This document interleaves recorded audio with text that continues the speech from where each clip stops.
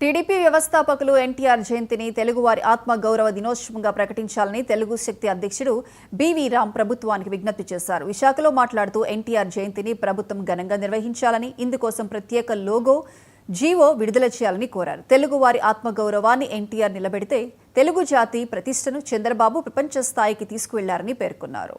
జిల్లాలోని మహానాడులో తీర్మానం చేసి పంపారు, కానీ ఏ ఒక్క జిల్లాలో కూడా ఎన్టీఆర్ గురించి ప్రభుత్వం చేయాలని చెప్పి ఏ జిల్లా కూడా తీర్మానం చేయలే.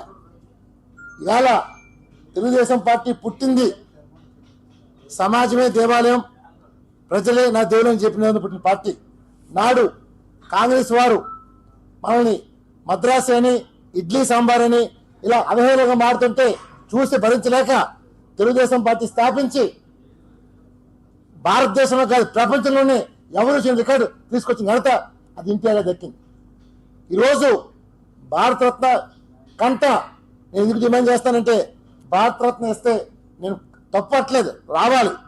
కానీ ఇది ప్రభుత్వపరంగా చేస్తే ప్రభుత్వాలు మారినా తరాలు మారినా NTR lives on for ever. ఇది తెలుగు శక్తి ప్రభుత్వం.